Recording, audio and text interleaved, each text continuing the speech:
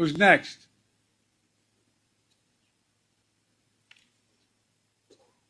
Distinguished guests, the Prime Minister of the Republic of India. Biden एक बार फिर उलझन का शिकार हो गए। अमेरिकी सदर जो बाइडेन की हर बात भूलने की आदत थम न सकी। जो बाइडेन स्टेज पर भारतीय वज़ीर-ए-आज़म नरेंद्र मोदी का तारुफ कराना ही भूल गए। बाइडेन ने अपना भाषण पूरा किया और इसके बाद उन्हें शायद ये बात नहीं पता थी कि अगला मेहमान कौन होगा जो उनके बाद बोलेगा। तो ये मेरे ख्याल में एक बहुत बड़ी ह्यूमिलिएशन है, लेकिन उस ह्यूमिलिएशन के बावजूद हमने देखा कि जो नरेंद्र मोदी हैं वो जब मिलने गए जो बाइडेन से, तो वहां पर एज यूजुअल उन्होंने उनको जप्फी डाली और पब्लिकली तो सब अच्छा शो करने की कोशिश की। लेकिन जो बाइडेन का एक मोमेंट था इस मीटिंग में जहां पे जो बाइडेन ने गलती से माइक में बोल दिया और मीडिया ने पकड़ लिया कि China is testing us. China में जो मौलवी हजरात हैं, जो मौलाना हजरात हैं, उन्हें जबरदस्ती डांस करवाया जा रहा है सजा के तौर पे, और रीजन ये बताई जा रही है कि आप अपने बच्चों को इस्लाम की, मजहब की टीचिंग देते हैं, इस वजह से आपको ये डांस करवा रहे हैं। वजह बताई जाए ना, कौन सा माशी मसला है पाकिस्तान में? कोई माशी जंग नहीं है पाकिस्तान में, बेफिक्र होकर बैठे।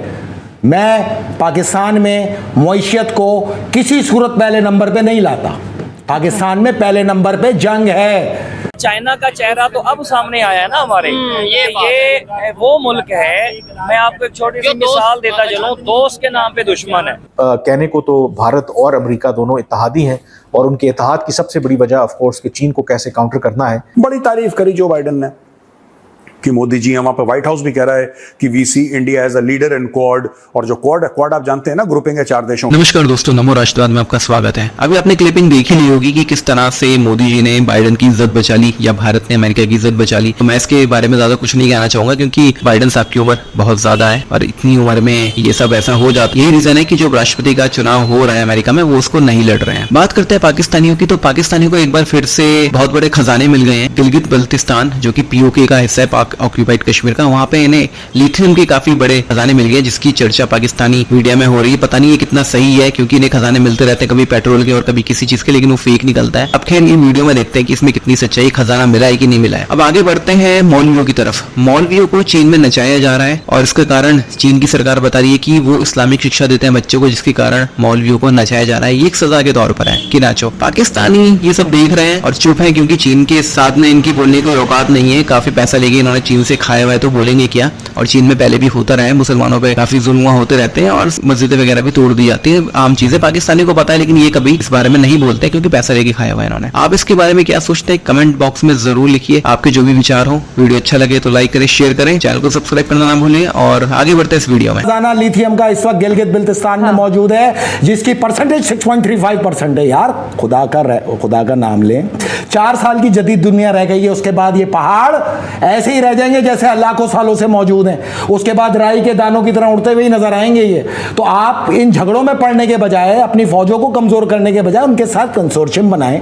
पूरी दुनिया आना चाहती है, आपके पास वो खजाना मौजूद है। अपनी जुबान से चाटते हुए यहां तक लोग पहुंचेंगे, चाहे वो अमेरिका हो, चाहे चाइना हो, चाहे यूरोप हो, चाहे कोई भी हो। ये आप खबर देखें, ये जो आपको मौलाना हजरात नजर आ रहे हैं, चाइना के मुसलमान हैं और इन्हें जबरदस्ती डांस करवाया जा रहा है। क्या कहना चाहेंगे? और रीजन ये बताई जा रही है कि बच्चों को मजहबी तालीम देते हैं, मजहबी टीचिंग करते हैं, इस वजह से इन्हें सजा के तौर पे डांस करवाया जा रहा है। देखें जी, आप चाहे पढ़ सकते हैं, इसे आप चेक कर सकते हैं। ज़ाहिर बात है, ये तो खबर बिल्कुल ठीक ही है। अगर आप रिसर्च करें तो रिसर्च के मुताबिक इस्लाम वो वहद एक दीन है जो दुनिया में तेजी से बढ़ रहा है। अच्छा, मतलब लोगों में शऊर आ रहा है, वो इस चीज को एक्सेप्ट कर रहे हैं कि जो मुसलमान है वो सही रास्ते पे। अच्छा, तो ज़ाहिर बात है अब दुनिया में इसके खिलाफ प्रोपेगेंडा तो होना ही है। यहूदी हो गए, ईसाई हो गए, उन्होंने कोई ना कोई तो साजिश करनी है। अच्छा, अब बात ये है कि चाइना का चेहरा तो अब सामने आया है ना हमारे। ये वो मुल्क है, मैं आपको एक छोटी सी मिसाल देता चलूं, दोस्त के नाम पे दुश्मन है। मतलब एक बांदर होता है ना जिसको बंदा खिला पिला के बड़ा करता है, अब उस बांदर का जो मालिक होता है वो जिस तरह चाहे उसको नचा ले। लेकिन अब क्योंकि हम फंस चुके हैं, हम बंदर बने हुए हैं, कर्जा ले चुके हैं। अब मैंने तो इतना भी पढ़ा है चाइना के बारे में, तो ये मुल्क छोटे छोटे मुल्कों को पैसे दे दे के उनके ऊपर कब्जा करता है। सुपर पावर के जो 2 सदर हैं वो आपस में लड़ रहे हैं कि मोदी मुझसे मिलने आया, वो कहते हैं मोदी मुझसे मिलने आया। वो अच्छा, फिर जो बाइडन ने तेजी क्या की, उसने जल्दी करके क्या दिखाई, उसने क्या किया, उसने प्राइम मिनिस्टर नरेंद्र मोदी को फौरी पकड़ा और लेके अपने घर चले गए। तो जो बाइडन ने उधर अपनी गलतियों को तस्लीम किया, ये मैं अपनी बात कर रहा हूँ, मैं अपने तरीके से बता रहा हूँ आपको, अपनी गलतियों को तस्लीम किया, अपने बड़ों की गलतियों को तस्लीम किया। जो ये हिंदुस्तान से लूटते रहे, बर्तानिया, अमेरिका, इन्होंने कई 100 साल तक जो है ना हिंदुस्तान से लूटा है।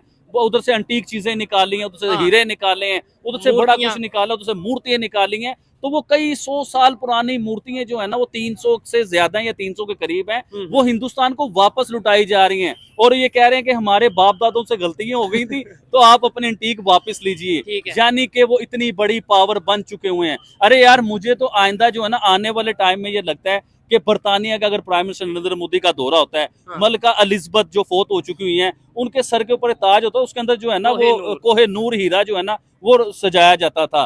तो ऐसा ना हो आने वाले टाइमों में कि बर्तानिया भी ये बात कर दे कि हमारे बाप दादों से जो गलती हुई थी, अपना कोहे नूर आप वापस ले लीजिए, क्योंकि हम आपके साथ तल्लुकात बेहतर रखना चाहते हैं। इंडिया और अमेरिका के रिलेशन को उन्होंने कैसे जोड़ा? उन्होंने बोला है ए से अमेरिका, आई से इंडिया, यानी कि आर्टिफिशियल अमेरिका इंडिया इंटेलिजेंस, और दोनों मिलकर काम करेंगे। आप मोदी साहब का ज़हन चेक करें, किस तरह वो लफ्जों को जोड़ते हैं और कितनी बड़ी बात हो जाती है। अभी कश्मीर में इलेक्शन हुए, अभी देखें, उसके ऊपर मैंने एक वीडियो की थी, आपकी पिछली वीडियो में आप निकालें, उसमें मैंने आइडियातन एक बात की थी कि अगर 60% वोट डल गया कश्मीर के बीच में, और 60% ही वोट डला, ये कैसी बात है कि एक मेरा आइडिया तुक्का लग गया ना, तुक्का लग गया, या मेरा एक देखिए, मैं सारी चीजों को जोड़ के बात कर रहा होता हूँ, मैं अपने पास से नहीं कर रहा होता। आप यकीन करें, जहां भी वो जाते हैं, जहां वो कदम रखते हैं, एयरपोर्ट पे आते हैं तो एयरपोर्ट हिंदुस्तान बन जाता है, किसी हॉल में जाते हैं तो हॉल हिंदुस्तान बन जाता है, किसी पार्लियामेंट में जाके स्पीच करते हैं तो पार्लियामेंट हिंदुस्तान नजर आता है। यानी कि प्राइम मिनिस्टर नरेंद्र मोदी एक ऐसा ब्रांड बन चुके हुए हैं कि जहां वो जाते हैं, जिस चाहे वो अंग्रेज की धरती है, वहां खड़े होते तो ऐसा लगता है कि हिंदुस्तान में खड़े हो, क्योंकि आपको पूरा हिंदुस्तान ही नजर आ रहा होगा, हर तरफ हिंदुस्तानी लोग नजर आ रहे होंगे, हिंदुस्तान के झंडे नजर आ रहे होंगे। ये आपने नाम भी सुना होगा, हांगकांग के ऊपर भी इसने काम ऐसा करने की कोशिश की, कोरिया के ऊपर भी इसने, श्रीलंका के ऊपर भी ऐसा इन्होंने कोशिश की, श्रीलंका के ऊपर भी कोशिश की। अब बारी है पाकिस्तान की। ये जो आपकी ऑरेंज ट्रेन चल रही है, मेट्रो चल रही है, सारी इन्वेस्टमेंट लेके आ रहे हैं। अब हम इनके खिलाफ बोल भी नहीं सकते। अगर हम बोलेंगे तो वो कहेंगे ठीक है, हम अपनी इन्वेस्टमेंट ले जाते हैं, तो फिर हम अब मजबूर हैं। तो ज़ाहिर बात है, कुछ ना कुछ तो ये करेंगे। हमारी हुकूमत तो बोलने वाली है नहीं। तो सर ये मुनाफिकत नहीं है, मतलब ये है कि अगर लेट्स सपोज इंडिया से कोई खबर हमें तस्दीक होती है, नहीं होती, हम बस चला देते हैं, लो जी जुल्म हो गया, लो जी मोदी गवर्नमेंट ने ये कर दिया, वो कर दिया। हम दिन रात, मैं ये गारंटी से कहता हूँ, कोई, मैं चैलेंज करता हूँ कि पूरे पाकिस्तान मेन स्ट्रीम मीडिया पे कोई एक दिन ऐसा गुजरा हो जिस दिन किसी भी मेन स्ट्रीम मीडिया चैनल ने इंडिया के खिलाफ खबर ना चलाई हो। आखिरी दम तक लड़ेंगे। ऊपर अगर दज्जाल की ये कुव्वतें इस कुव्वतों के साथ मौजूद हैं, तो ज़मीन पे अल्लाह की फोर्सेस जो हैं वो अल्लाह की ताकत के साथ, ईमान के जज्बे के साथ अपनी लाशें लेके खड़े हुए हैं, दे रहे हैं, लड़ रहे हैं। मसला तो ये है कि आपको मैं आज बताता चलूं, अगर पाकिस्तानी इस अल्लाह के घर की आज़ादी की जंग के अंदर आवाज़ उठा देते, खुदा की कसम, खुदा को इन पे बरकतें नाजिल करनी पड़ जाती। खुदा ने आपकी ज़ुबानों पर अपने घर की आवाज़ इसलिए नहीं रखी कि आप पे बरकतें तमाम हैं, पाकिस्तानियों पे खास तौर पे क्यों ना हो, वजह बताई जाए ना। कौन सा माशी मसला है पाकिस्तान में? कोई माशी जंग नहीं है पाकिस्तान में, बेफिक्र होकर बैठे। मैं पाकिस्तान में मईशत को किसी सूरत पहले नंबर पे नहीं लाता।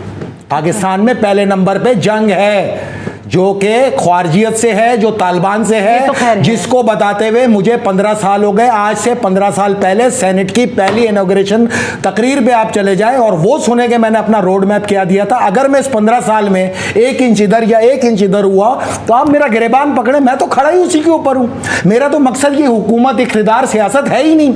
मैं तो उस जंग के लिए बनाया गया, उस जंग के लिए उतारा गया। हमारी फौज लड़ रही है, फितना अभी तो शुरू ही नहीं हुई। अभी तो उसके आफ्टर शॉक चल रहे हैं, मतलब उसके अभी अर्ली स्टेज चल रही है।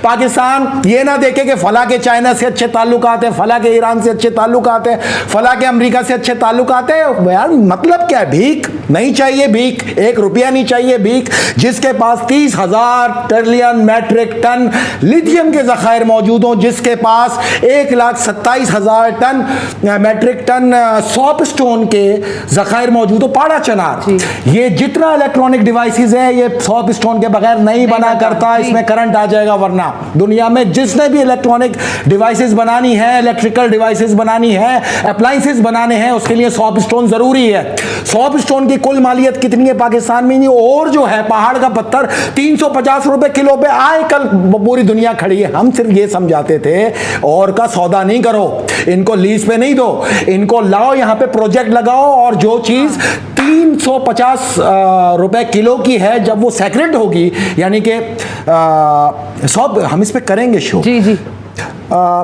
1,27,000 trillion metric ton soapstone आपके पास है, और उसकी परसेंटेज पता है आपको क्या है?